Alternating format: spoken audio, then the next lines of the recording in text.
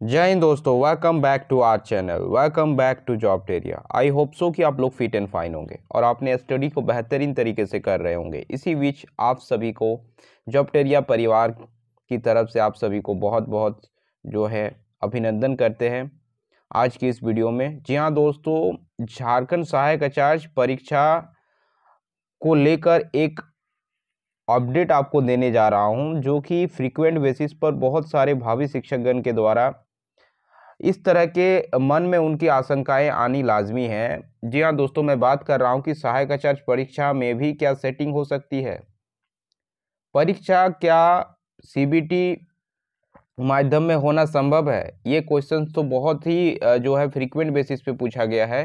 क्या CBT mode में ही परीक्षा कंडक्ट होगी और आवेदन विंडो जो है दोबारा रीओपन कब तक होगा? तो इन सभी पॉइंट पर आज इस वीडियो में चर्चा करेंगे, तो पूरे वीडियो को अंत तक वॉच कीजिएगा। और दोस्तों, अगर चैनल पर फर्स्ट टाइम जुड़े होंगे, फर्स्ट टाइम विजिट किए होंगे, तो चैनल को ज़रूर सब्सक्राइब करके रखिएगा, बेल आइकन प्रेस कर लीजिएगा ताकि कोई भी अपडेट आपको मिस ना हो, आप तक पहुंचती रहे।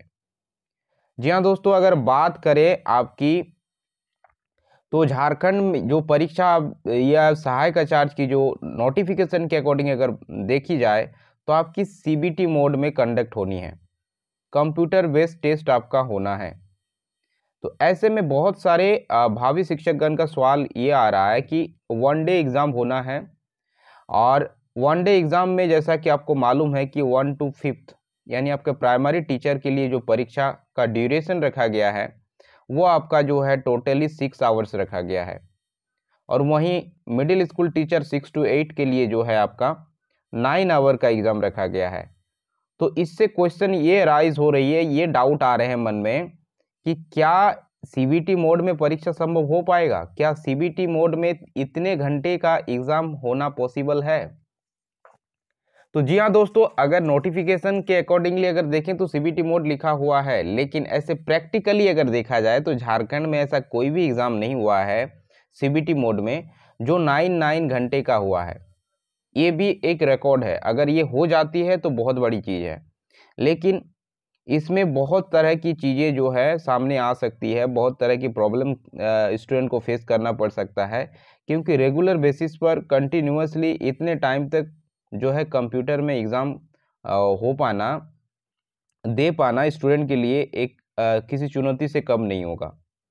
तो लेट्स सी, देखिए अभी तक के नोटिफिकेशन के अकॉर्डिंग तो सीबीटी मोड में ही हो रहा है, तो यही आपको मान के चलना है कि सीबीटी मोड में ही होगी, और इसी के अकॉर्डिंगली आपको माइंडसेट बना के प्रिपरेशन को करना होगा। तो बिल्कुल आप लोग आश्वस्त रहें इस चीज़ को लेकर कि आपका एग्ज़ाम जो है सीबीटी मोड में ही हो रहा है और इसी में रहेगा। वहीं बात कर ले कि आपकी आवेदन विंडो कब तक रीओपन होगी।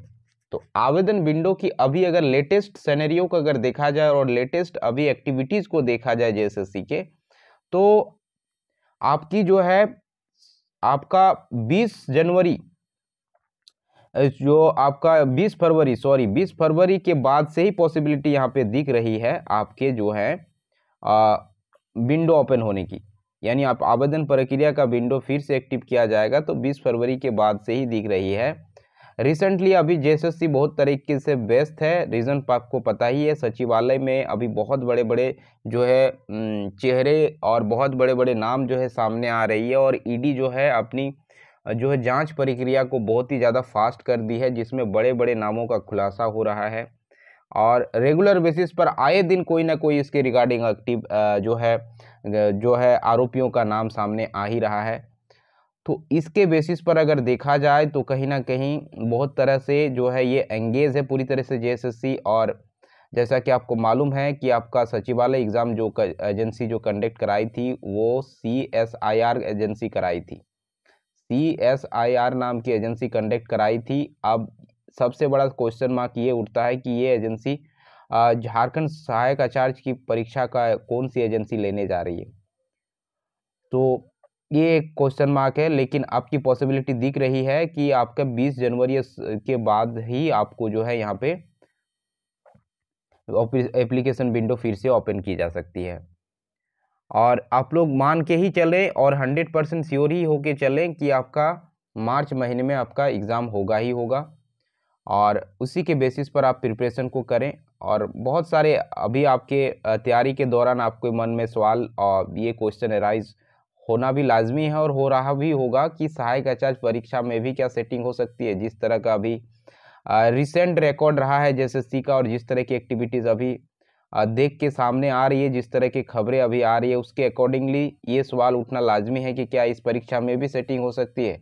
तो मैं बस यही कहना चाहूँगा दोस्तों कि झारखंड है, यहाँ झारखंड में कुछ भी हो सकता है और इसमें बहुत बड़ी शॉकिंग वाली बात नहीं है, क्योंकि ट्रैक रिकॉर्ड कोई अच्छा नहीं रहा है जेएसएससी का, और सेटिंग हो भी सकती है क्योंकि यहाँ सेटिंग करने वाले की भी कमी नहीं है, और एजेंसी पूरी अपनी जो है प्रतिष्ठा है, अपनी जो विश्वसनीयता है वो पूरी तरीके से खो चुकी है जेएसएससी। तो इसमें भी कोई लाजमी नहीं है, और ये क्वेश्चन आना लाजमी है कि सेटिंग हो सकती है, तो हो भी सकती है, कोई बड़ी बात नहीं है, क्योंकि ये फर्स्ट टाइम नहीं हो रही है। आप देख सकते हैं जेएसएससी का अगर ट्रैक रिकॉर्ड देखेंगे, जेएसएससी जेपीएससी, तो दोनों ही पूरी तरीके से भ्रष्ट हो चुकी है। आपको मालूम ही है कि फर्स्ट और सेकंड जेपीएससी भी जो है उसमें भी सेटिंग हुआ था, और उसके भी जो है सीबीआई जांच के दौरान बहुत सारे जो है नामों के खुलासे हुए हैं, बहुत सारे बृहद स्तर पर जो है सेटिंग हुई है।